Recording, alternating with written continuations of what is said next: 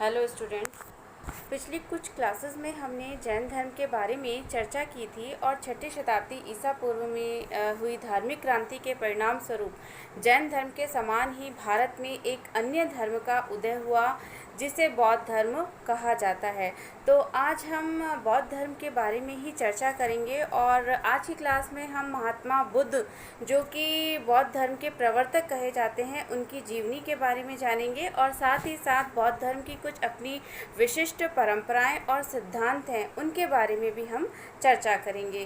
तो बौद्ध धर्म के संस्थापक विश्व के प्रमुख धर्म सुधारक एवं दार्शनिकों में से एक महात्मा बुद्ध थे और महात्मा बुद्ध ने तत्कालीन ब्राह्मण धर्म की व्यवस्था पर अपने विचारों से कुठाराघात किया और जाति व्यवस्था का विरोध किया।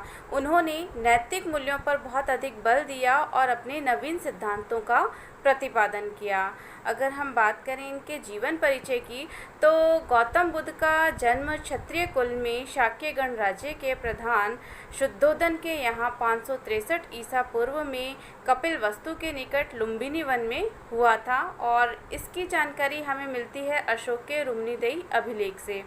गौतम बुद्ध के जन्म के 7 दिन बाद ही इनकी माता महामाया का निधन हो गया था, इसलिए इनका जो पालन पोषण था वो इनकी मौसी और विमाता प्रजापति द्वारा किया गया। बुद्ध के बचपन का नाम सिद्धार्थ था और बचपन से ही जो सिद्धार्थ थे वो एकांत प्रिय और चिंतनशील थे। इनका विवाह भी बहुत जल्दी कर दिया गया। 16 वर्ष की आयु में इनका विवाह रामग्राम कोलिय गणराज्य की राजकुमारी यशोधरा के साथ हुआ और इनके बाद में जाके राहुल नाम का एक पुत्र भी हुआ।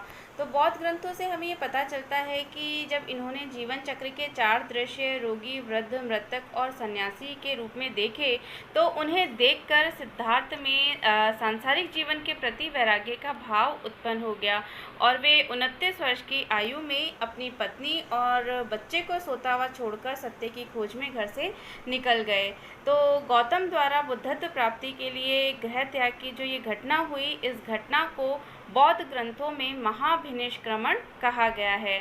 तो जब ये सन्यासी हो गए तो सन्यासी हो जाने के बाद वे तप साधना में लीन हो गए और सबसे पहले वे वैशाली के आलार कलाम नामक एक तपस्वी के पास गए ज्ञानार्जन हेतु, लेकिन वहाँ उनकी जिज्ञासा शांत नहीं हो पाई। उसके बाद वे राजगृह के ही एक अन्य ब्राह्मण उद्र करामपुत के पास गए, लेकिन उन्हें वहाँ भी संतोष प्राप्त नहीं हुआ और वे उरुवेला की सुरम्य वनस्थली में आए और वहाँ पे तपस्या में लीन हो गए और वहाँ उन्हें कौंडिन्य आदि 5 ब्राह्मण साधक सन्यासी भी मिल गए। सिद्धार्थ द्वारा मध्यम मार्ग को अपनाया गया और जब उन्होंने मध्यम मार्ग अपनाया तो उनके 5 साथी उन्हें छोड़कर सारनाथ चले गए, लेकिन वे विचलित नहीं हुए और अब वे गया आए और यहीं पर उन्होंने पीपल के वृक्ष के नीचे आराधना प्रारंभ की। यहाँ 7 दिन समाधि लगाने के उपरांत वैशाख मास पूर्णमासी की रात को उन्हें 35 वर्ष की आयु में बोध यानी आंतरिक ज्ञान हुआ। उन्हें साक्षात सत्य का दर्शन मिला और तभी से वे बुद्ध नाम से विख्यात हुए और जिस वृक्ष के नीचे उन्हें ये बौद्ध प्राप्त हुआ था उसका नाम बोधि वृक्ष पड़ा और जिस स्थान पर ये घटना घटी उसका नाम बोध गया हो गया। उनके जीवन काल की इस घटना को संबोधि या बुद्धत्व कहते हैं। उन्होंने अपना जो प्रथम उपदेश था वो सारनाथ में उन सन्यासी साथियों को दिया जिन्होंने पूर्व में उनकी आलोचना की और उपेक्षा की थी।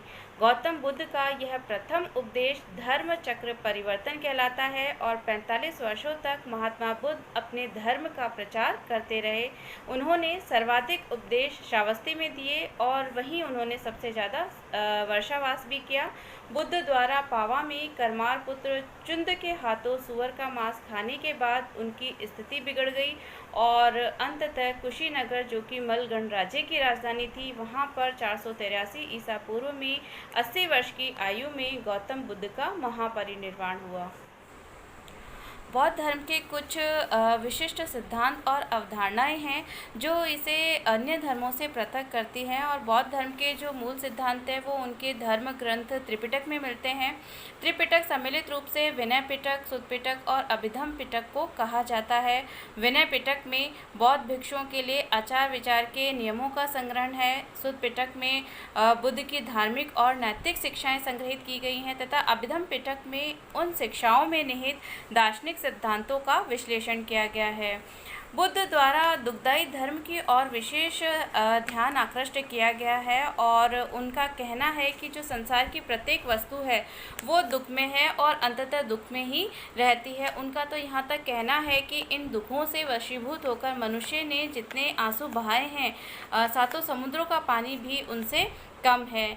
इसी तरह से बुद्ध द्वारा तार्किक और बौद्धिक दृष्टिकोण को विशेष रूप से महत्व दिया गया है और उनका मानना है कि हमें किसी भी बात या किसी भी कार्य को इसलिए स्वीकार नहीं कर लेना चाहिए कि परंपरा से ऐसा चला आ रहा है या किसी धर्माचार्य ने ऐसा करने को कहा है, बल्कि बुद्ध कहते हैं कि हमें स्व विवेक के आधार पर अनुकरणीय व उल्लंघनीय कार्य का निर्णय करना चाहिए। इसी तरह से बौद्ध धर्म एक व्यवहारिक धर्म है और बुद्ध का मानना है कि आत्मा, ब्रह्म, सृष्टि निर्माण जैसे जो प्रश्न हैं वो व्यर्थ और निरर्थक हैं। तो हमें अपना ध्यान इन प्रश्नों की तरफ नहीं लगाना चाहिए, बल्कि हमारी जो मुख्य समस्या दुख और उनसे विमुक्ति का लक्ष्य है, तो हमें अपना संपूर्ण ध्यान इसी ओर केंद्रित करना चाहिए।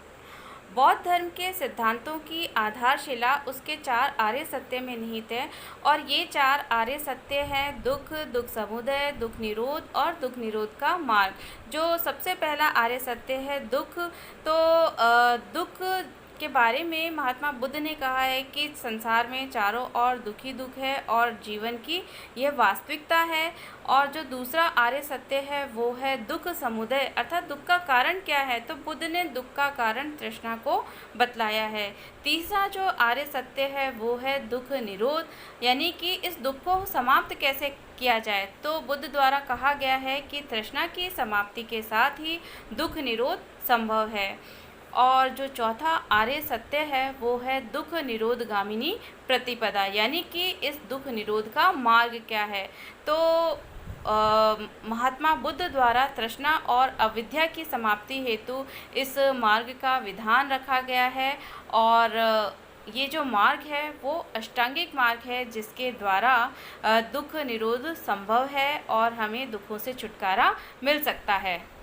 अष्टांगिक मार्ग की अगर हम बात करें तो दुख का निवारण करने के लिए गौतम बुद्ध ने 8 जो उपाय बताए हैं उन्हें अष्टांगिक मार्ग के नाम से जाना जाता है। और इसके 8 अंग हैं जो कि इस प्रकार हैं: सम्यक दृष्टि, सम्यक संकल्प, सम्यक वाक, सम्यक कर्मांत, सम्यक आजीव, सम्यक व्यायाम, सम्यक स्मृति और सम्यक समाधि।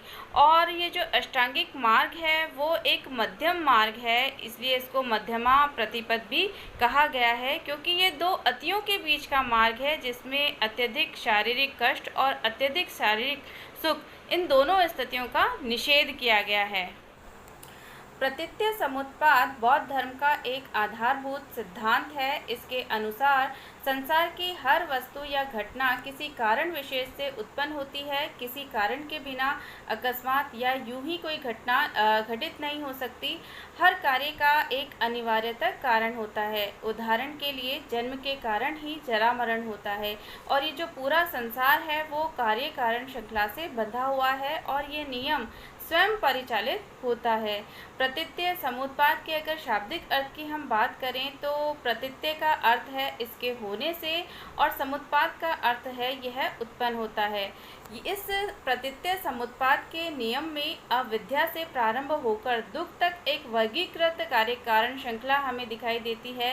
इस चक्र के 12 क्रम हैं जो क्रमशः एक दूसरे को उत्पन्न करने के कारण हैं और ये हैं अविद्या, संस्कार, विज्ञान जिसे चेतना भी कहा जाता है, नाम रूप यानी शारीरिक संरचना, षडायतन के अंतर्गत 6 इंद्रियां अर्थात 5 कर्मेंद्रियां व मन जिसमें शामिल हैं, और स्पर्श मतलब इंद्रियों का इंद्रिय विषयों के साथ संसर्ग, और वेदना यानी कि अनुभूति, तृष्णा यानी कि इच्छाएं उपादान यानी कि किसी विषय में राग होना, भव यानी अस्तित्व में आना, जाति यानी जन्म ग्रहण करना, जरा मरण यानी दुख या संसार। तो इस प्रकार इस संपूर्ण दुख स्कंद का समुदय होता है और यही प्रतीत्य समुत्पाद है। प्रतीत्य समुत्पाद में चूंकि द्वादश अंग हैं, जिससे इसे द्वादशांग या द्वादश निदान भी कहा जाता है।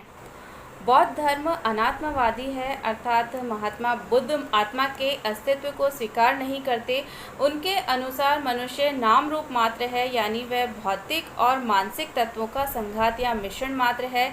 इसके अतिरिक्त वहाँ आत्मा जैसी कोई सत्ता या शाश्वत तत्व नहीं है। भौतिक के अंतर्गत वो रूप तत्व को शामिल करते हैं और मानसिक के अंतर्गत नाम नामक तत्व को शामिल करते हैं, और नाम के अंतर्गत भी 4 तत्व शामिल किए गए हैं: वेदना, संज्ञा, संस्कार और विज्ञान।